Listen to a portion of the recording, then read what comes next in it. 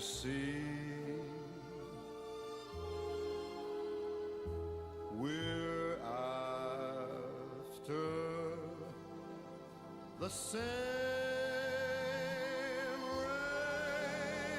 rainbow's end, waiting round the bend, my huckleberry friend, Moon River and me.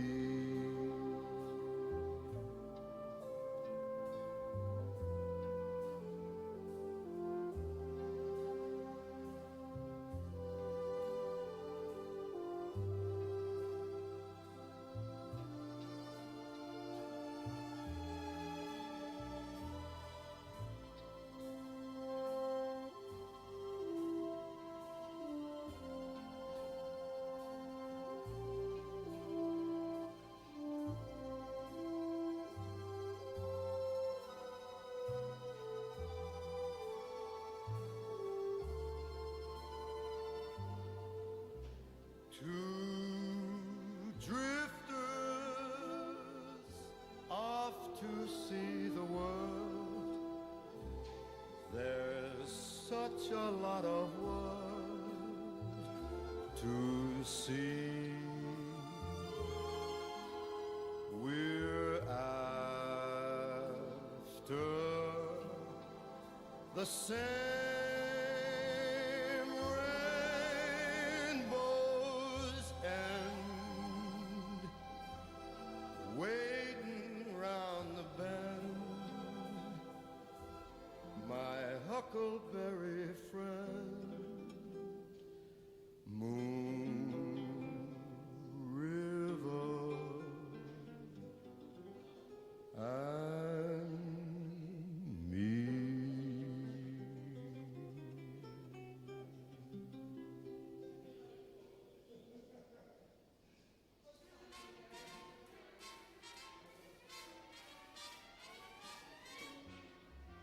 Come fly with me, let's fly away. If you can use some exotic booze, there's a bar in far Bombay. Come on and fly with me, let's fly away. Come fly with me, let's float down to Peru. In Llama Land, there's a one-man band, and he'll toot his flute for you. Come on, fly with me, let's take off in the blue. Once I get you up there, where the air is rarefied, we'll just glide starry-eyed. Once I get you up there, I'll be holding you so near. You may hear all the angels cheer because we're together. Weather-wise, it's such a lovely day. Just say the words and we'll beat the birds down to Acapulco Bay. It is perfect for a flying honeymoon. They say, come fly with me, let's fly away.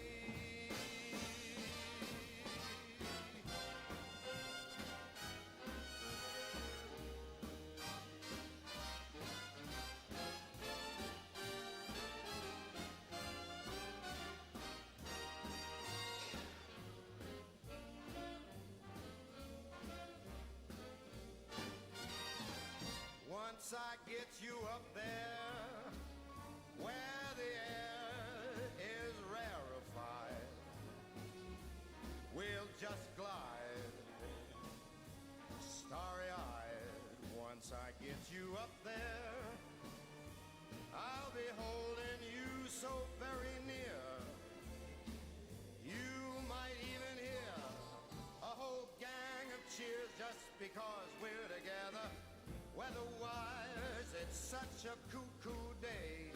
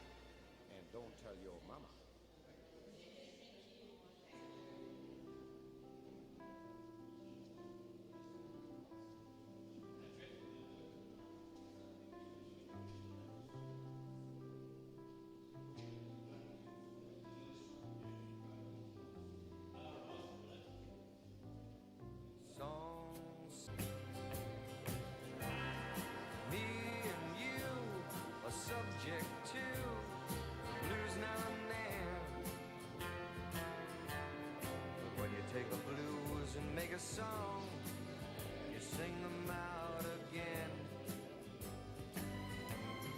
Song sung blue, weeping like a willow.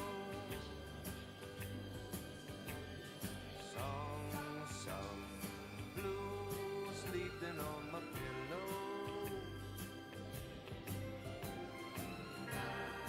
Funny thing, but you can sing it with a cry in your voice.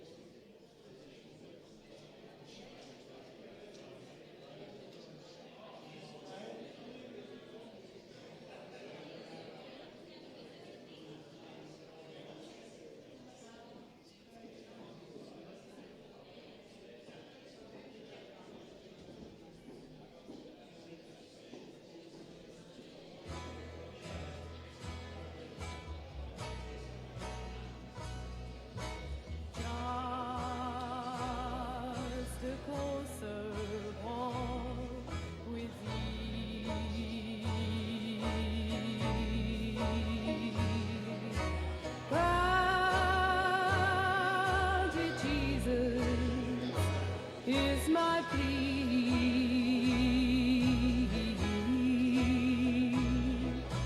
When we're walking close to thee, let it be, dear Lord, let it be.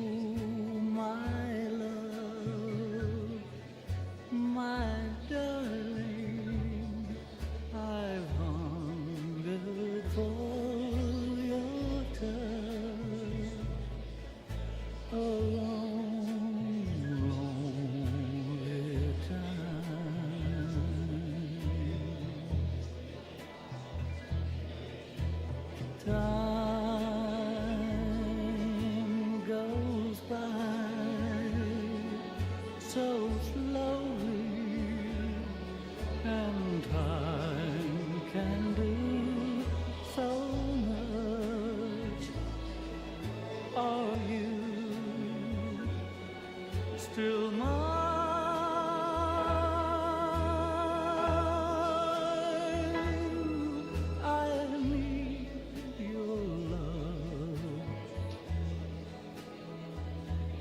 I need your love.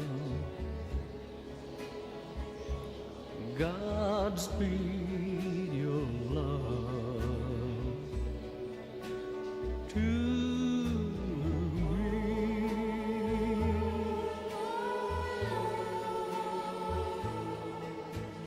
Lonely rivers flow to the sea, to the sea, to the open arms of the sea. Lonely rivers sigh, wait for me, wait for me. I'll be coming home, wait for me. Oh,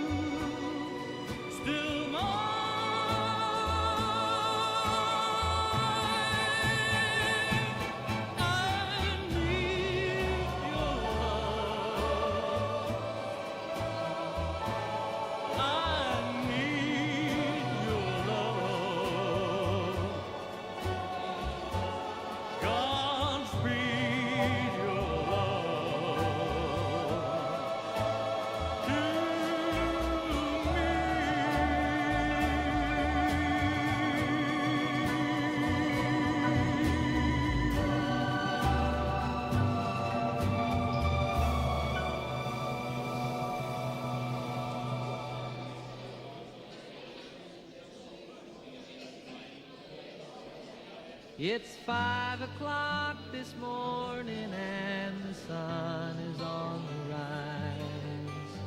There's frosting on the window pane and sorrow in your eyes. The stars are fading quietly, night is nearly gone.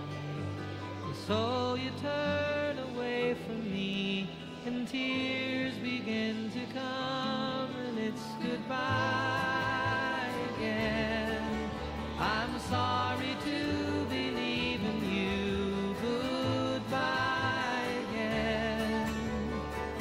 As if you didn't know it's goodbye again. And I wish you could tell me, why do we always fight when I have to go? It seems a shame to leave you now, your lace is soft and warm. I long to lay me down again and hold you in my arms. I long to kiss the tears away, give you back the smile. Other voices beckon me, and for a little while it's goodbye again. I'm sorry to believe in you, goodbye again. As if you didn't know it's goodbye again. And I wish you could tell me, why do we always fight when I have to go? I have to go and see some friends of mine, some that I don't know, some who aren't familiar with my name.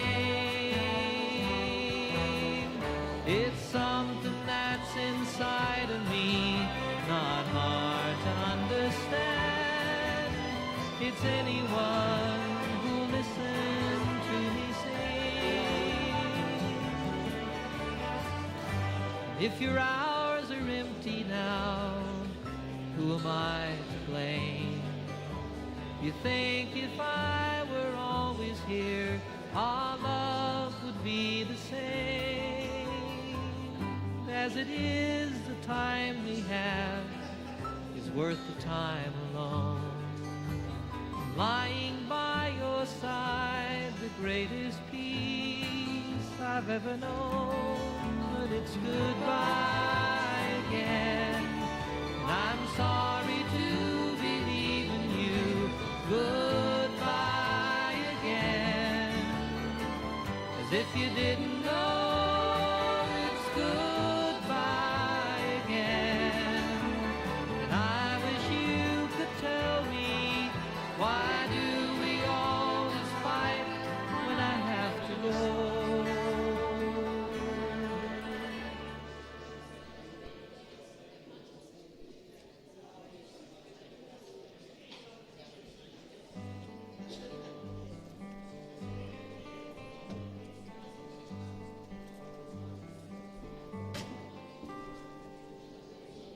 All of her days have gone soft and cloudy, all of her dreams have gone dry, all of her nights have gone sad and shady. She's getting ready to fly, fly away, fly away.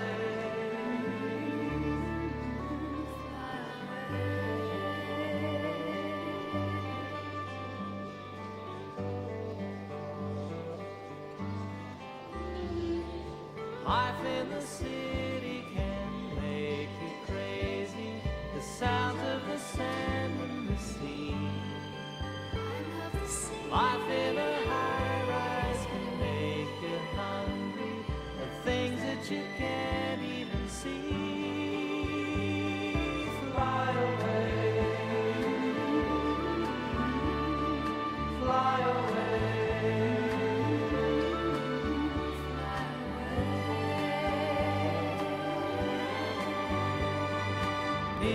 whole world there's nobody as lonely as she. Nobody's lonely as me. There's nowhere to go and there's nowhere that she'd rather be.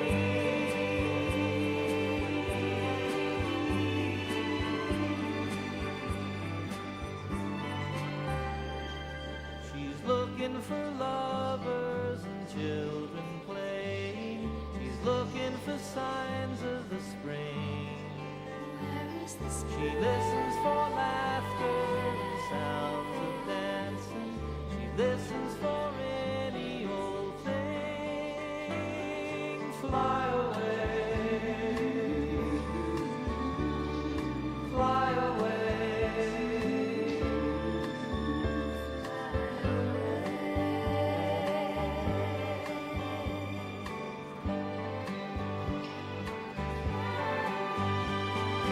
In this whole world, there's nobody as lonely as she. Nobody's lonely as me. There's nowhere to go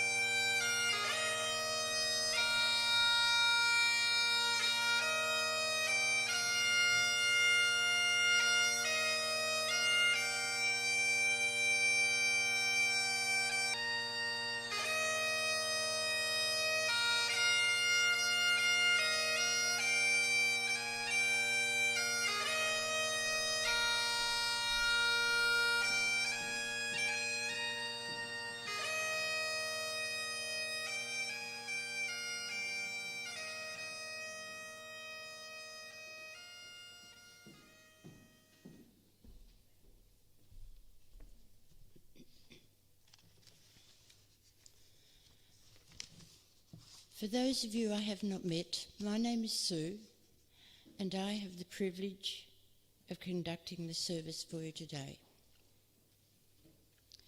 It is a sad but privileged task, because as you know only too well, we have gathered here because John has died, and my task is to perform his funeral service. But now it is on behalf of John's family that I welcome you today and thank you very much for coming.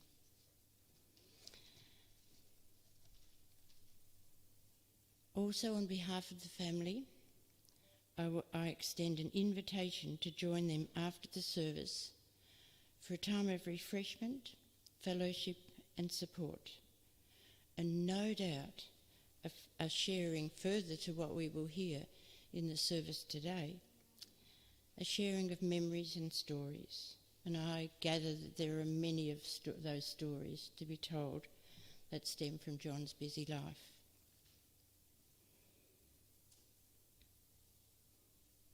So it is not the only task today, my conducting this service. A funeral service has its own tasks. This funeral service pays tribute to John. It acknowledges the importance of his life.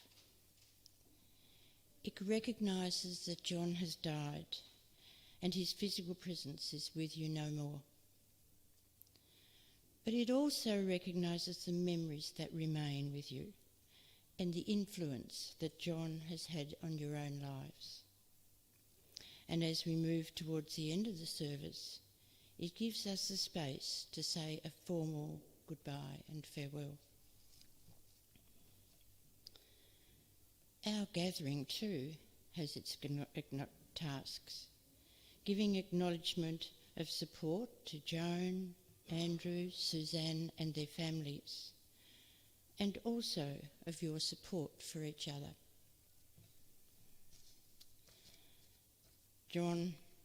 Duncan John McLaren. John was his middle name, wasn't it? Duncan Andrew John. The way it was written, I thought I'd better check just in case I was wrong. But known to you as John, Dad, Old John, Mac, Macca, and Mr. McLaren. I think I saw that amongst the tributes on Facebook. And probably maybe even some more names, but they're the ones that I know.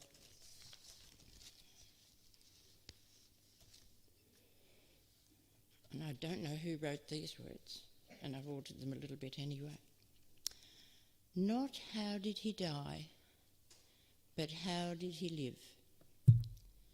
Not what did he gain, but what did he give?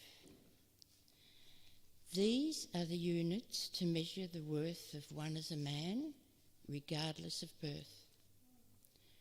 Not what was his station, nor had he a heart, and how did he play his own special part. Not what was his church, nor what was his creed, but had he assisted those really in need. Not what did the sketch in the newspaper say, but how many were sad when he passed away. Now I would say the people that are here today, and I know that there are a lot of people who are far away from here and cannot come today, and as well as some people that we also welcome here today but cannot see, the people who are watching this as it's being streamed through Facebook. So I think that that question that little reading asks is very well answered by that. This today is really quite a simple service. The family said to me, it's a service to be about John. This service is all about John. It is about his life from its beginning to its end. Not all of it, of course, because we'd have to be here a mighty long time to do that. All in all, this service really is a service in tribute to him. But it is a service for you. A short time to ponder briefly on the history of John's life, on the times when your life and history intertwined with John's life and history.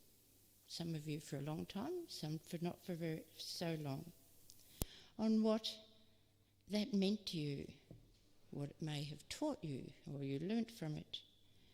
It is also just one of those early steps in recognising the ending of John's life as you learn to live without his physical presence.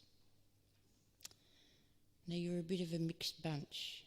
Closed family members, relatives, friends, neighbour, community member, runner, football people, acquaintances, passers-by. Each of you would have held different relationships with John, current or past, that would hold within them a diverse range of experience. For you who have known John, probably the chance is that you would have shared with him wonderful days, but perhaps tough days too, and perhaps times of sadness as well as this day too holds all of the above. So it's naturally a time of mixed emotions, thoughts and feelings. This can, and frequently does, complicate matters a bit. And when you think of it, no wonder the grief journey can be such a topsy-turvy ride, and in fact has often been described as being a bit like on an emotional roller coaster. Each of you have known John in your own unique relationship with him. You have each known him in your own unique way. So those mixed emotions, thoughts and feelings, that is quite unique to each of you. We do need to be aware of this, ladies and gentlemen, and hold each other gently as we move through the service. So let us now pay tribute to this gentleman that you and the world have had privilege to have known.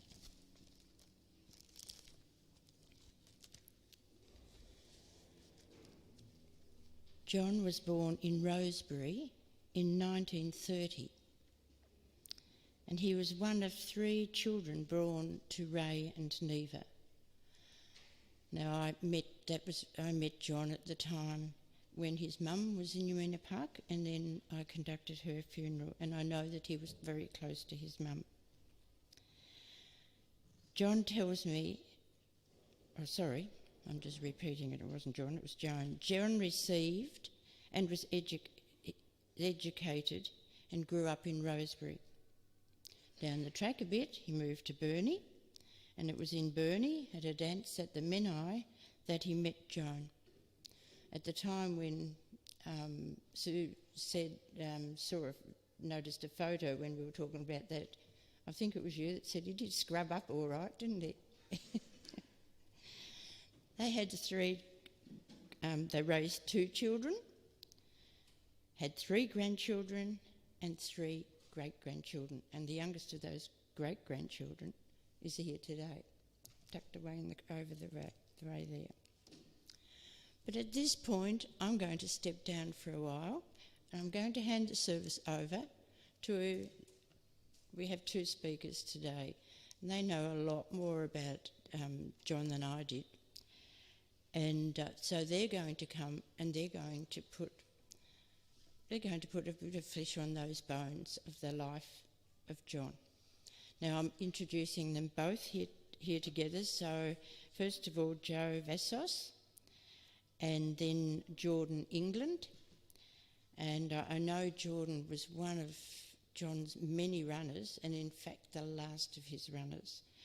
Now I'm going to ask Jordan if he will just come up once Joe has finished, to save us having musical chairs up here. And so Joe's going to come up first, and then Jordan will come up and join him when he has finished.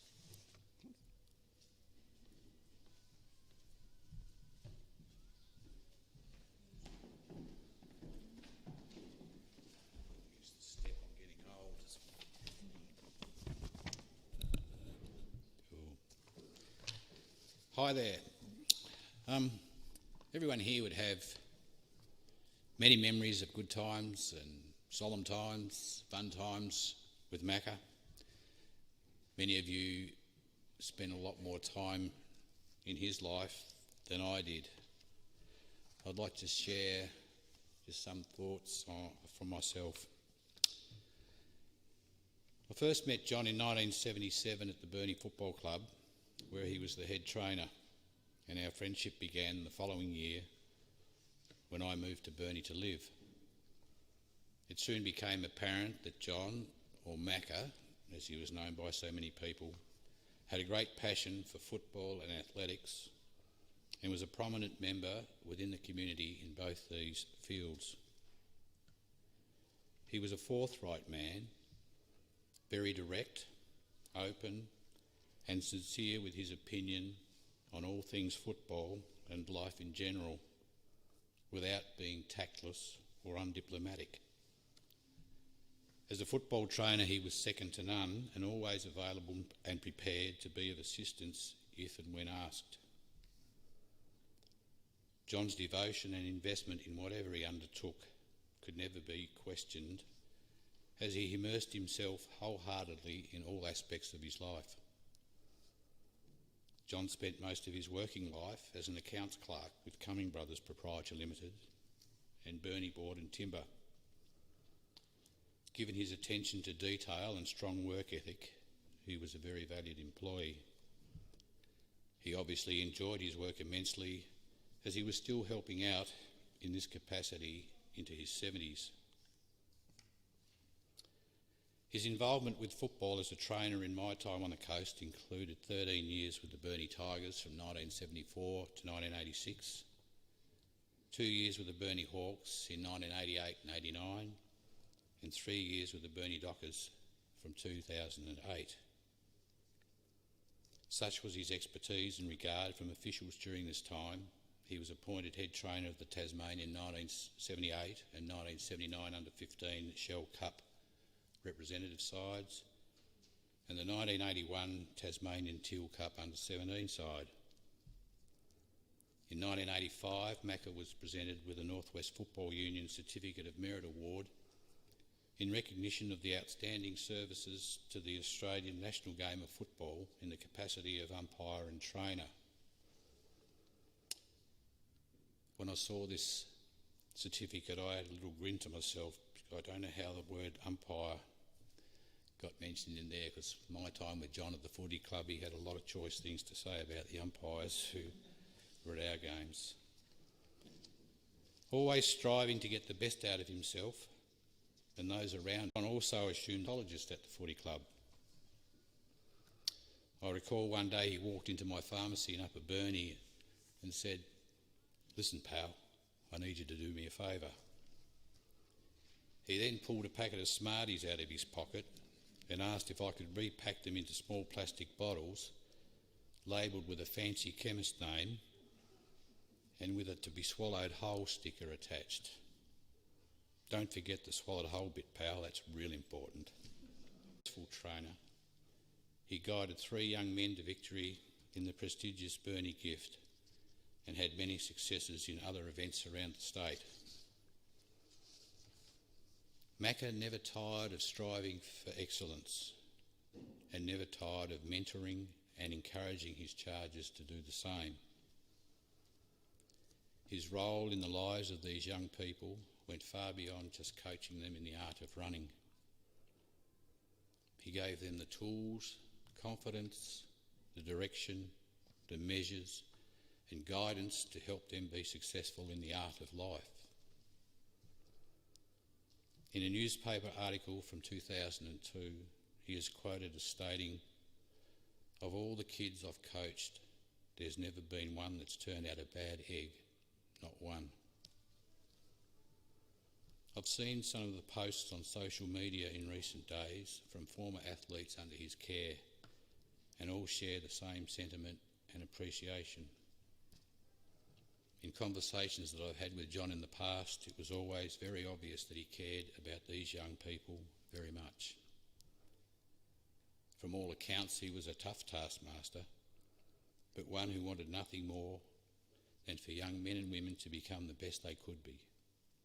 And if given the right tools and direction, then application and hard work would result in success. Perhaps this is the greatest legacy that he has left us. He was a strong man, both in mind and body. That he had lost his right hand in an accident at a young age did not deter him from becoming the man that he was. If anything, it made him more determined. He was a thoughtful, caring and generous person, always prepared to give of his time to others, particularly the kids in our schools. A modest man from an era where one behaved with dignity and respect and went about his way without too much fuss or fanfare. John will always be remembered for his strength of character and wisdom, but he was a relatively quiet and reserved by nature, and not one to speak for the intention of hearing his own voice. He had strong opinions, yet had the poise to share them when he thought appropriate. He embraced the qualities of honesty, strength, loyalty, care, and especially mateship, and made a substantial and meaningful contribution to our community. To all present here today and those watching on, cherish the memories, the fun times, the serious ones, and the stories that made our association with John Macca McLaren unforgettable. To Joan, Sue, Andrew and families, please accept our condolences and kindest wishes. Macca, you have run the race of a champion and have the respect, admiration and love of all here and those unable to attend. You will be missed by many, but forgotten by none. Rest in peace, pal.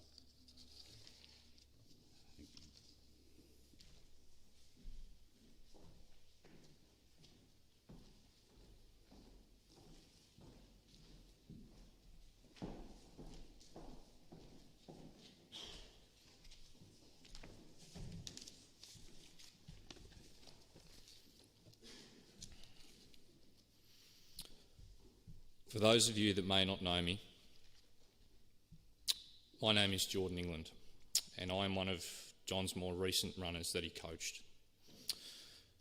I am honoured to stand in front of you all today and share some words about my relationship with him.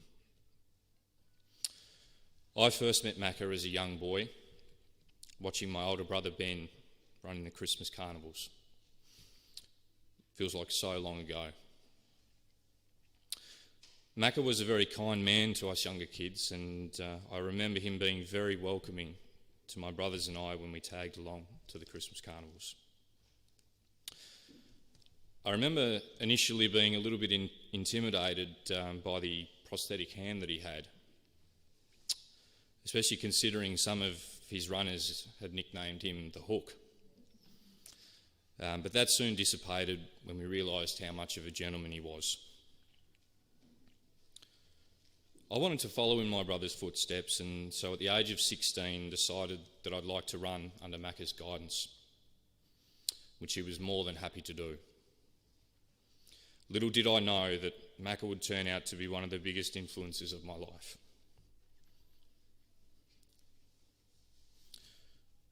On and off the running track, he has instilled in me values that have helped me in all facets of my life.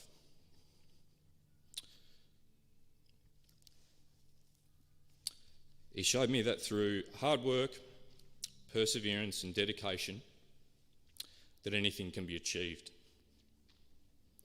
Throughout the 15 or so years that I've known Macca, he became like a grandfather to me.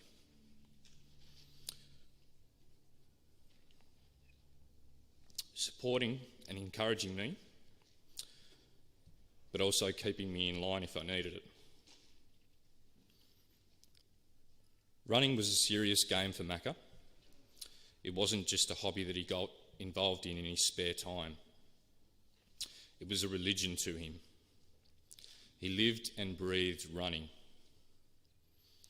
If running was Macca's religion, then stall was holy ground. This was evident with his attendance at stall for 67 years in a row. He loved the place and the lifelong friends that he made along the way. It was the number one event that he looked forward to on the running calendar. Macca wasn't just a spectator at stall either. He etched his name into stall history in 1959 when he won the 880 yards. He was respected throughout athletics in Victoria and Tasmania. If you didn't know who he was, you hadn't been in the game long enough.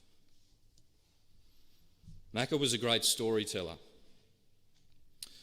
Many times I found myself at his house in Bathurst Street, in his memorabilia room, listening to the countless tales he had of his adventures to Victoria and particularly stall. Most of these centred around the pursuit of taking the local bookies to the cleaners. I vividly remember him telling me about one of his mates who had mortgaged their house to bet on one of the runners. Such was the seriousness of the betting game in those days. When he spoke about stall, you could see a sparkle in his eye, and you just knew how much the place had meant to him. Although we all took our running pretty seriously, there is a couple of stories I'd like to share with you all today. Macca used to take a big bag of assorted creams, ointments and oils to all of the running carnivals. He just about had something for any sort of ailment. Well, in amongst this box of bottles was a couple of Old Spice bottles. One bottle had a special mix of rubbing oil that he used on all his runners, and the other bottle contained whiskey. Well, one day he thought he'd be cheeky and take a bit of a swig out of the whiskey bottle while we were down in the change rooms. He looked at a few of the guys to gather their attention as he took his sip. But unbeknownst to him, he accidentally drank from the wrong bottle and had a mouthful of the oil instead. He quickly came to the realisation of the mistake he made and coughed and spluttered all the oil out over the floor. It was fair to say that a few of the boys got a bit of a chuckle out of that one. Macca could at times also be a little bit paranoid about other people watching his training sessions. A trick he had up his sleeve would be to tell his runners to do something completely outlandish to try and put off these supposed spies. One of these tricks would be to get his runners to start running backwards, thinking, well, this will surely put them off. He'd be eagerly awaiting the next carnival to see if any of the other runners were copying his tactics. One of the things that amazed me about Macca was how well he looked after his runners. He would put so much energy into ensuring that his runners were in tip-top shape. He'd regularly have you over to his house after training session to give you a massage, and on carnival days you'd get a massage every time you ran a race. This meant that some carnivals he was doing between 15 and 20 massages for the day. And as you can imagine, for a man with only one hand, that was a big task. At the end of the carnival, you could see that he was worn out more than most of the runners because of the work he had put in on the day to keep everyone moving well. But he soldiered on until the day was done. Such was the dedication and passion he had for his running stable. The relationship and memories that I had with Macca were not exclusive to just myself. He shared a special bond with the many runners that he had over his coaching career. Macca also took a keen interest in his runners' personal lives, meeting and getting to know our partners and family members. After meeting my partner Danielle, I was worried that Macca might think that she would be a distraction to our training and plans for the year ahead. But he quickly warmed to her and nicknamed her Danny. He regularly rang her at the pharmacy that she worked at to ensure he had a steady supply of eucalyptus oil. Most of the time, I think that he just wanted to have a chat.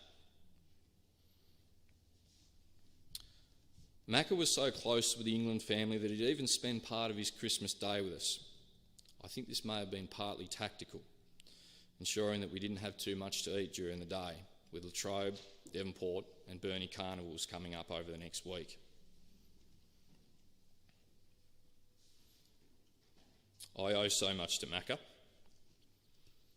my coach, mentor and friend. I'll forever cherish the memories and successes that we created together. We will all miss him tremendously.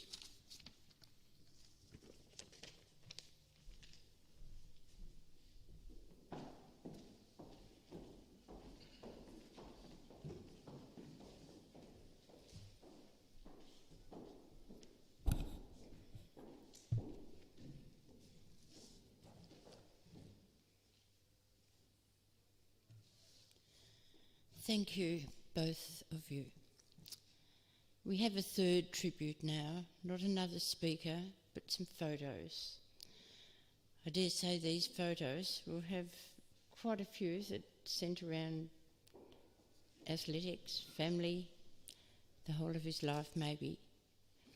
But I hope, my real hope is that you enjoy these photos, and they will probably trigger some memories of your own here, but sit down here and enjoy this tribute. Thank you.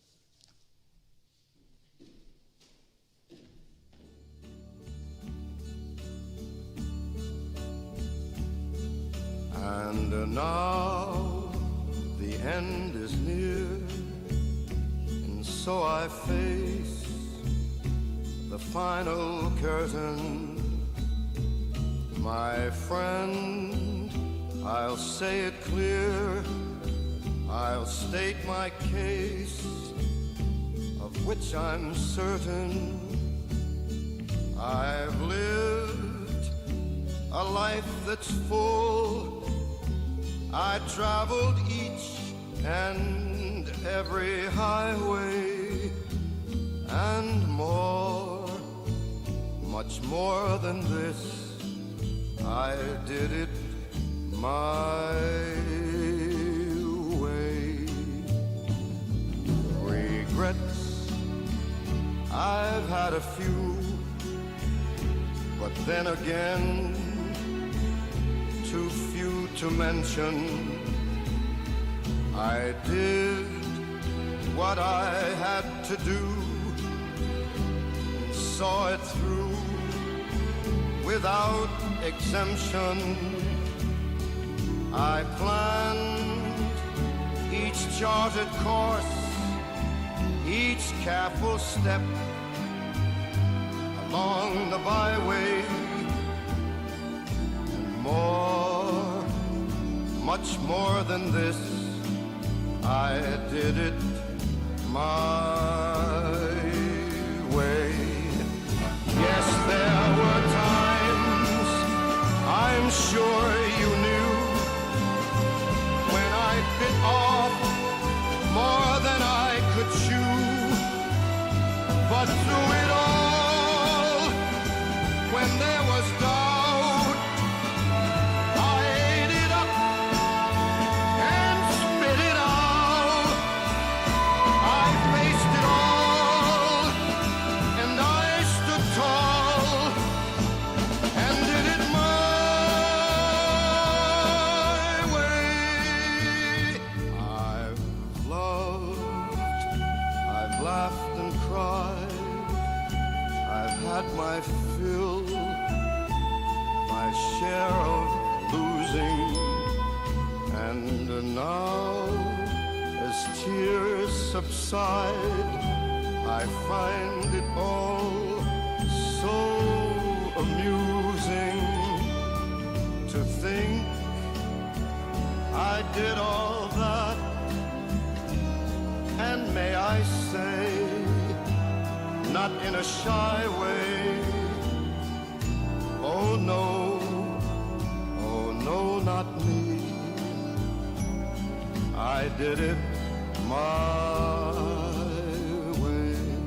For what is a man? What has he got?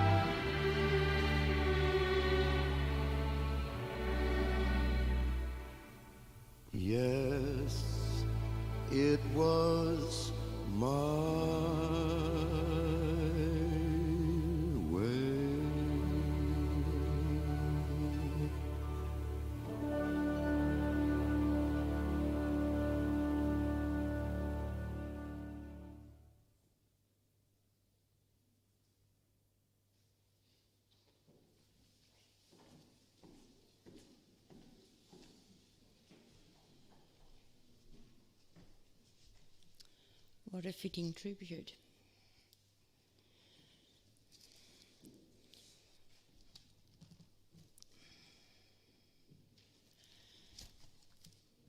Well, we've heard the two speakers speak of John. We've heard them say how he was an encourager, an enabler, and also of the faith that he had in his runners.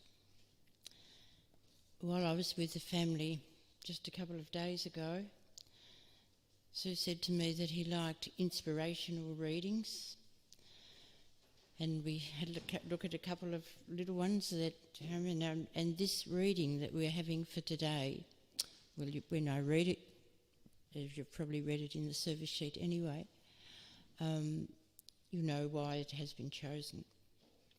It speaks for itself.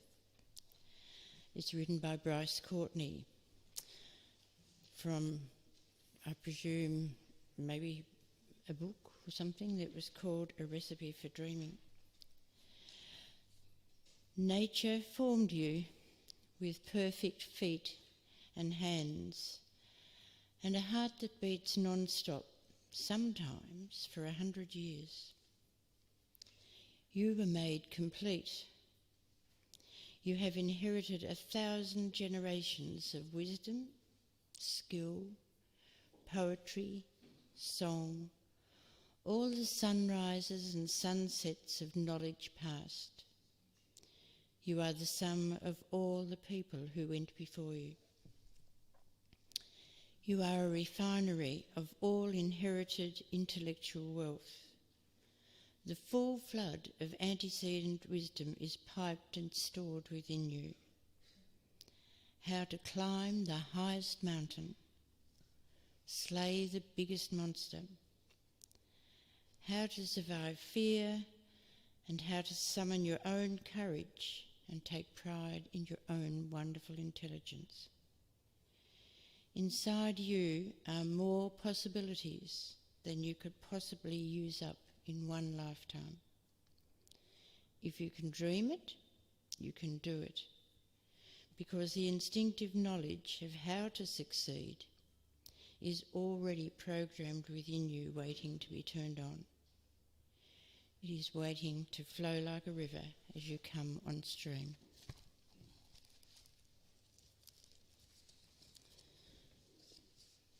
Now, John himself asked that the Lord's Prayer be included in this service.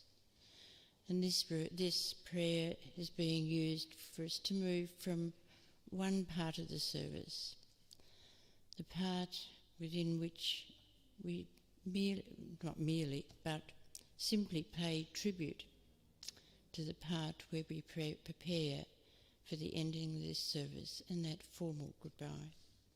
Goodbye, of course, to a physical presence, but not to the memories that he leaves. So I ask you now, in joining me, to say the Lord's Prayer. Our Father, who art in heaven, hallowed be thy name. Thy kingdom come, thy will be done, on earth as it is in heaven. Give us this day our daily bread, and forgive us our trespasses, as we forgive those who trespass against us.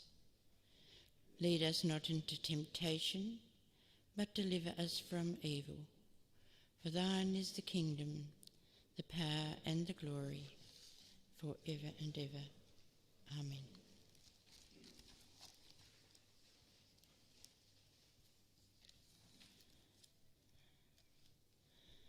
So as we move in, let's one more take a very brief look at this gentleman who has been such an important part in your lives.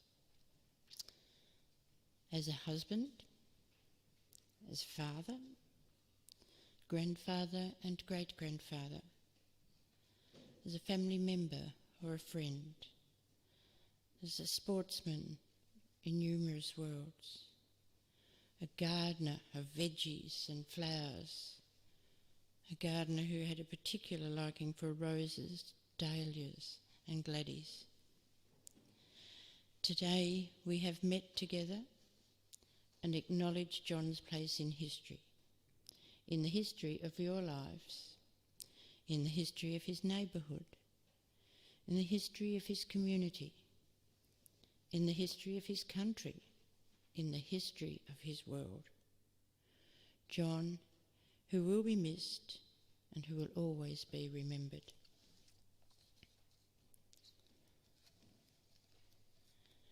To you, John's family and friends, today we have gathered in the sadness of death, but in gratitude for life and acknowledging the loss of John's physical presence from your midst. May you find comfort in having known John, in having his presence in the history of your lives. May you find strength, support and security in your days still to come, and may you know peace in your hearts. John, your family and your friends have gathered here today to bid you a final farewell. Know that you will always hold a place in the corner of their hearts. Now, here in the last rites of your natural life, we know that we are committing your body to be taken from this place and cremated, thus returning earth to earth, ashes to ashes, and dust to dust, letting you go in peace from one sacred place, this place of attachment and support, to another, a place of memory and meaning. We let you go with love, we let you go with respect, and it is with our love and also with our respect that we bid you farewell.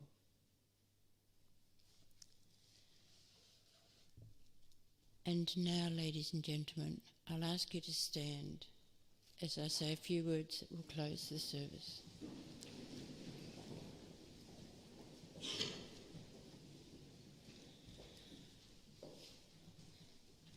So now let us go out into the world, into our tomorrows, free to weep, free to laugh, free to hold each other in our human frailty, but also empowered to live life fully, as indeed John has done, and to affirm the hopes that he has held, that have embedded themselves into the foundations of your lives. And as we leave here, ladies and gentlemen, let us go in peace. May that peace be held within all that is past. May it be carried within all that is present. And may it stay safely in all that is to come. Amen. So let it be.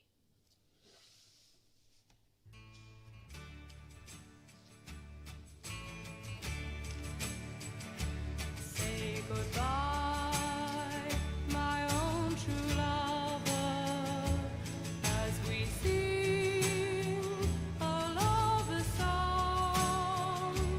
How it breaks my heart to leave you. Now the carnival is gone. High above, the dawn is waking, and my tears are falling rain. For the carnival is over, we may never meet again. Like a drum, my heart was beating, and your kiss was sweet as wine. But the joy